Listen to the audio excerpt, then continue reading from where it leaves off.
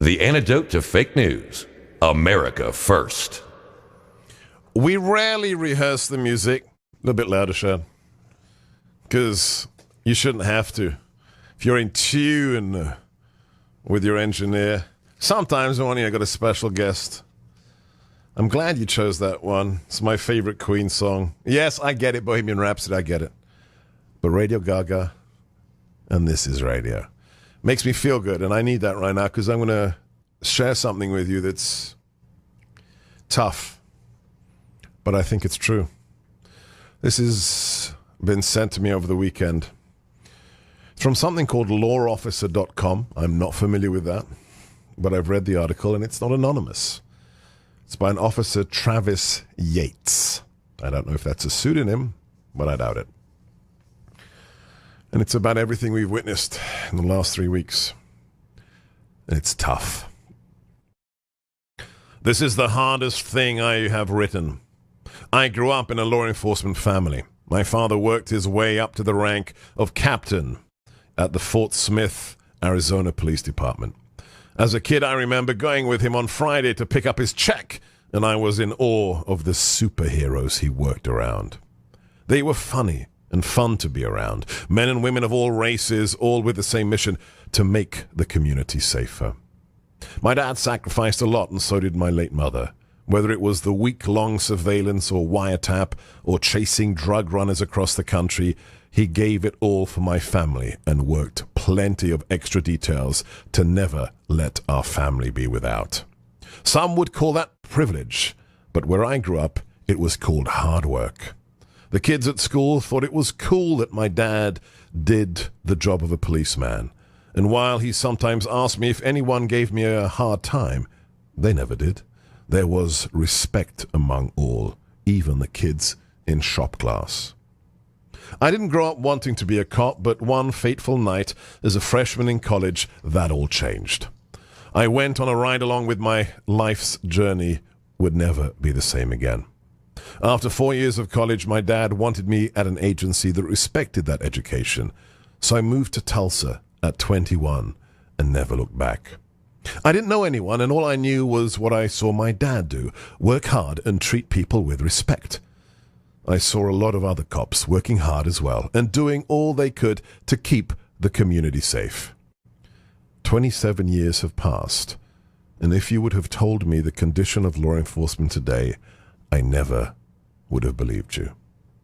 It's not that law enforcement has changed for the worse, but everything around it has. The mentally ill used to get treatment, and now they just send us cops. Kids used to be taught respect, and now it's cool to be disrespectful. Supervisors used to back you when you were right, but now they accuse you of being wrong in order to appease crazy people. Parents used to get mad at their kids for getting arrested, and now they get mad at us. The media used to highlight the positive contribution our profession gave to society, and now they either ignore it or twist the truth for controversy to line their own pockets. There used to be a common respect among criminals. If they got caught, they understood you had a job to do, but now it's our fault they sit in handcuffs rather than their own personal decisions. If someone attacked a cop, they were seen as such. Now we martyr them and sue for millions. We used to be able to testify in court, and we were believed. Now, unless there is a video from 3 different angles, no one cares what you have to say. With all this talk about racism and racist cops, I've never seen people treated differently because of their race.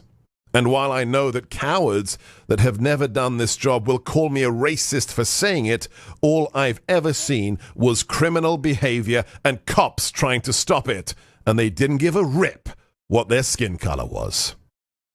I've seen cops help and save any type of race, gender, or ethnicity you can think of, and while that used to mean something, no one cares anymore.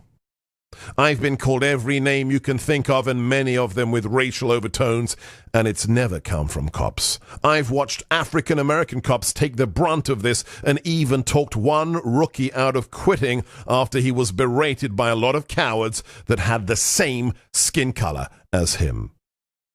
I've heard words I never heard before coming a cop. Uncle Tom, cracker, pig, and the N-word, just to name a few. I've heard them thousands of times, and never once did I see an officer retaliate. They just took it.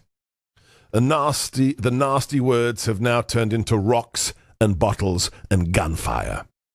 I've watched it happen to those around me, and I've seen the total destruction of their life.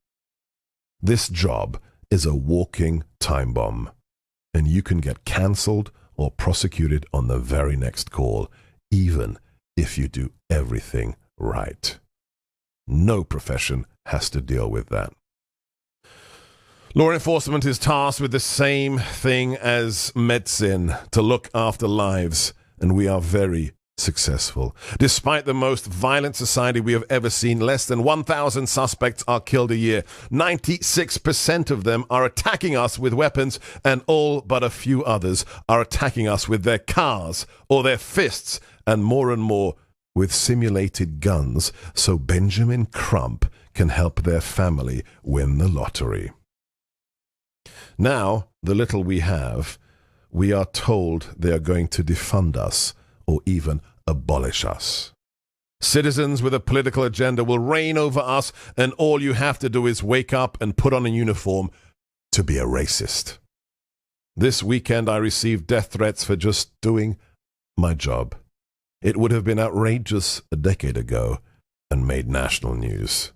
Now, it's just Monday. I used to talk cops out of leaving the job. Now, I'm encouraging them.